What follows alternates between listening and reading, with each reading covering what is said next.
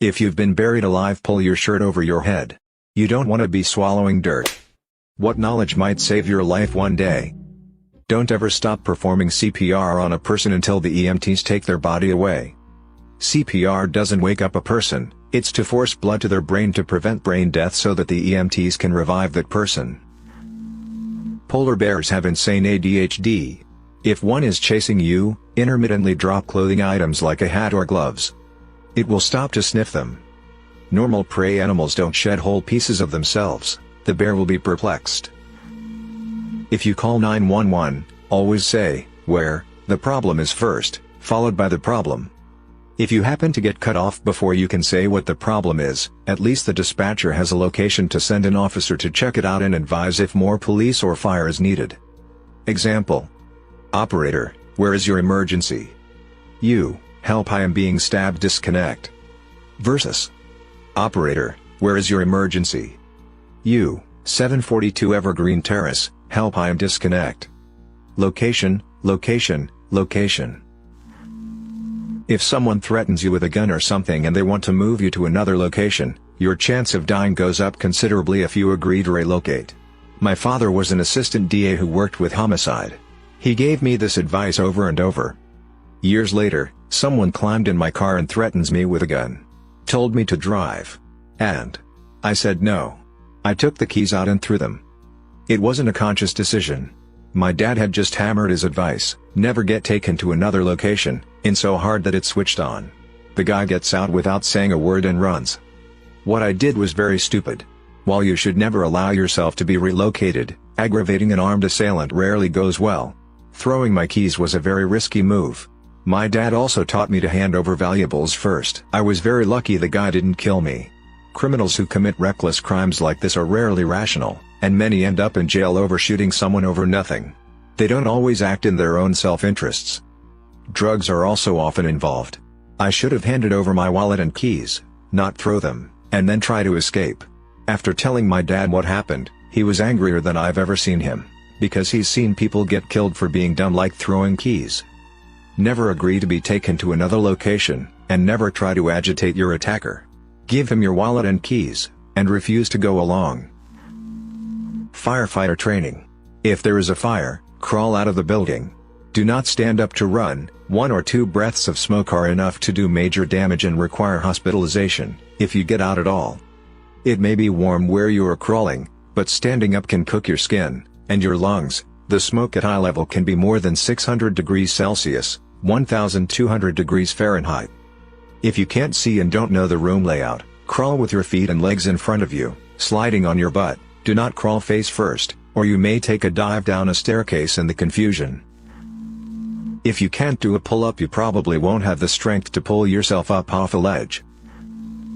The instinct of wolves will only cause them to attack or hunt you if they can intimidate you into fleeing from them. Standing your ground against a wolf pack will be terrifying, but will eventually cause them to bugger off. Tigers as well. Don't turn your eyes away from a tiger.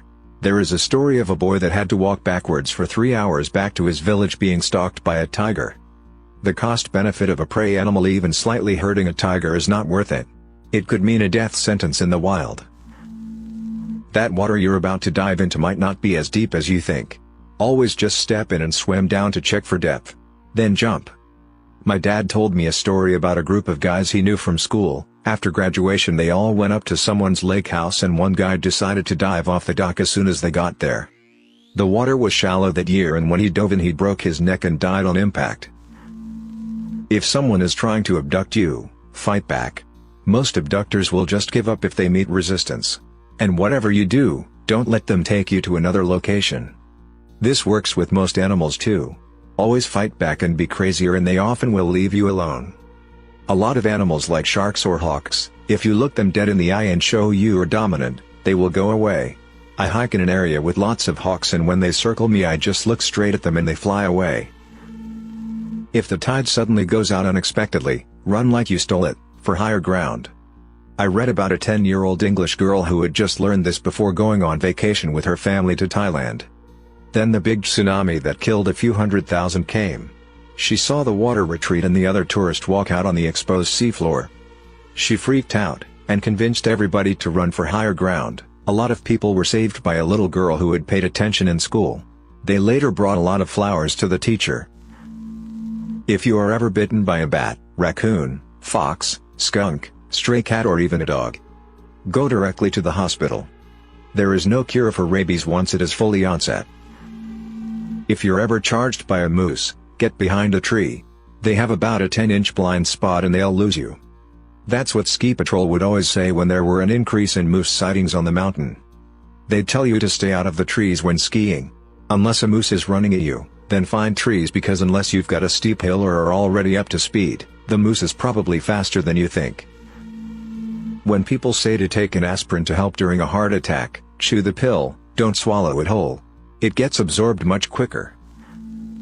If a person asks you for something in the street, a light, the time, whatever, always keep the person in your eye line. So if they ask for the time, don't just look down at your watch. Raise your arm slightly so your watch is in sight. I was told this years ago at a self-defense thing at a corporate retreat type of event, and I wondered if it was ever going to be useful or just something to pad out the teacher's session. Then, a decade later, I was on the street late at night on my way home, and someone approached me and asked for the time. I did this, told him the time, and he just kinda stood there. Then he started asking some weird, clearly improvised, question about how he was looking for his friend's house, and he was sure it was on that street, and he had a yellow car similar to the one behind me. I didn't look back but just said yeah, yellow, and he pointed directly behind me. I said yeah, the yellow car, I saw it as I walked by, so? He paused for a second, looking like that meme of the woman with the equations around her head, then just yelled "Oh, F you," and stormed off. It was only afterwards I realized that I think he wanted me to look away so he could slug me, but he wasn't prepared to attack someone that was looking right at him. Always leave your itinerary with someone. If you meet strangers, or potential bad people, on the road, always let them know that you are in touch with friends and family and that they know exactly where you are. You become less attractive as a victim. Always let strangers know that you have a destination and are expected at a particular time, too. If you've been buried alive in a standard coffin, stay calm. If you are alive you haven't been buried that long. Also the dirt above you hasn't set yet. Most coffins are not built to last once buried and as a result have weak siding. So here is what you do. Pull your shirt over your head. You don't want to be swallowing dirt. Position yourself so you are as sideways in the coffin as possible with hands and feet pushing on the long sides. Push. You should be able to blow out one of the walls. Start crawling up. Do not panic. You may not find a grip immediately. Keep going until you make it out. If someone gets stabbed, do not take the knife out if possible. If it stays in, it acts as a plug to the hole and will reduce blood loss. Apply pressure around the wound as best as you can and call an ambulance. Know how to spot a stroke. An easy way to remember is the acronym FAST. Face, is one side of your face droopy? Can you fully smile? Arms, can you hold your arms out straight? Speech, are you unintentionally slurring your words? Time, call an ambulance right away. Time is of the essence. If you're unsure about the movement of a tornado, put a straight object such as a tree or a street light in between you and the tornado. It'll make it way easier to see which way the tornado is moving. If the tornado appears to not be moving, it's coming right at you. If you smell something close to fish or even urine, it's possible you may have an electrical fire. Electrical fires tend to smell like fish and, when exposed to high heat, urine. Or maybe your cat had a snack and decided to pee on the carpet. And if you smell rotten eggs, it's natural gas. Get out immediately and call 911. If you have to get out of a moving car, then put one foot down and take a step, don't just jump out. This will reduce your speed immensely. Sure, you will fall over but at a much reduced speed. A stuntman told me this. I had to leave a moving car that was going about 40 miles per hour when I was pregnant. I had a medium-sized purse and a pillow. The man driving the car had said he was going to kill us both if he couldn't have me and was going in and out of oncoming traffic. I grabbed my bag and pillow and held the pillow across my stomach and opened the door and thought if I go like a rag doll except my arm holding my stomach and my other arm with my purse covered my face. But everything else I tried to relax. I stepped out and let myself fall and roll. It was amazing. I ended up with just a handful of bruises and scrapes and I was fine. And my daughter is 14 now. We made it. What won't kill you in Australia? The wildlife. What will kill you? Getting lost in the outback. If you're lost and out of fuel, stay with your vehicle. Move as little as possible during the day and stay in the shade. Conserve water. Rip off wing mirrors to shine at any search planes. You can drink your urine approximately 1 to 3 times before your kidneys start to pack it in. This is absolute last resort. EMT here. If you're ever choking on food in a public venue, do not go to the restroom to avoid causing a scene. Almost every death I've seen from people choking are found unconscious in a bathroom stall because they were too polite to seek help. If you've been carjacked and the carjacker tells you to just drive, take whatever chance you get to wreck. At minimum, you're getting emergency services involved, meaning it's more likely they'll be caught, and there's a chance you'll incapacitate or even kill the carjacker.